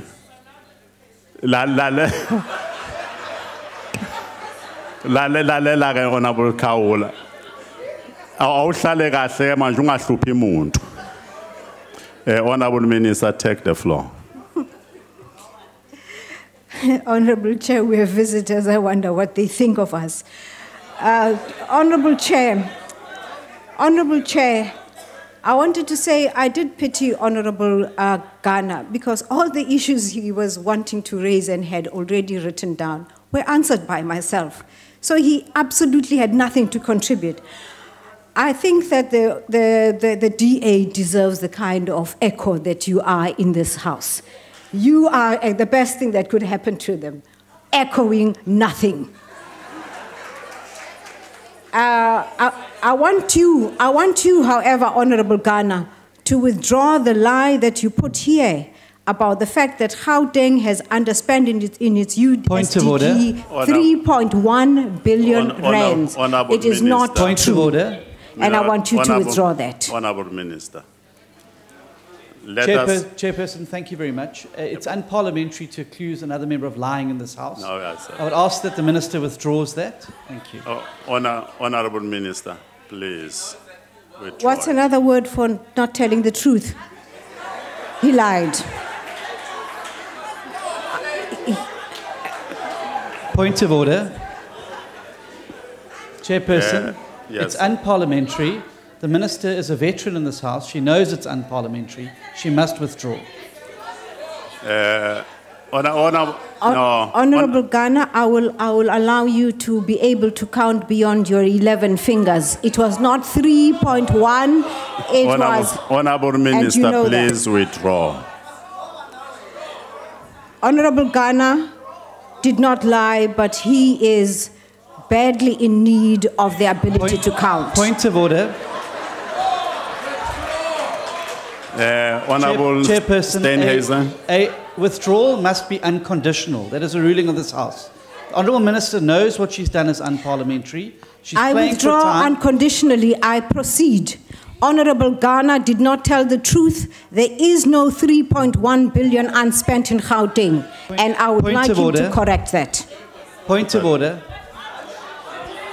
Yes, sir. If the Honourable Minister believes that the Honourable Ghana has misled this House, then she must bring a substantive motion to this House to bring their attention to that. She cannot stand at the podium and violate the rules of Parliament. Honourable members, let us stick to the rules.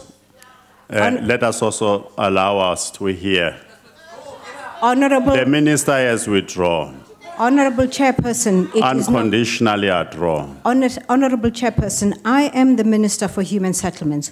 When something is put here which is not true, it must be corrected. It is my responsibility. And I am pointing it out that Honorable Ghana has misled the House. It is not true. May I proceed? I'd like to thank all those honorable members, especially from the ANC, who were very constructive in this debate. I'd like to also want to thank all those people who have come to listen to this debate today. I hope that they will be partners with us as we go along to make sure that we can provide housing for our people. Finally, what I'd like everybody to take home with them from this speech is we are doing things differently. We are going to overhaul our tendering processes. We are gradually abolishing the concept of hostels. Human settlements has an important role in the economic transformation of our country, and we need to realize by education through the beneficiaries that there is an asset in the house. And finally, all those people who have made it possible for us today to be able to stand here and say that we are preparing a white paper should look at us and be proud of what they have put in us, because they look to replicate what we have done internationally.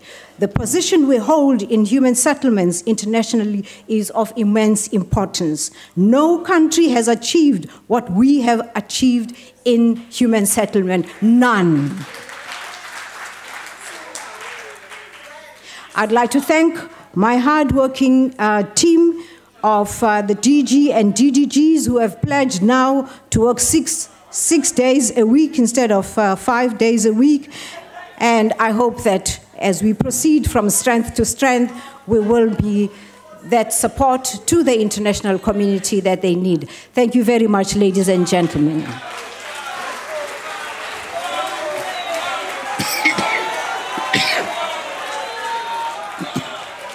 Yeah, thank you very much, Honourable Minister. Honourable members,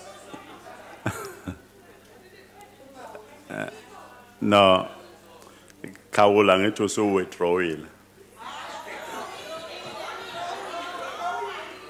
No, honourable members, let me remind the members that the EPCs on mineral resources and national treasury will meet at 16:40, 20 to 5 in the National Assembly and the Old Assembly, respectively.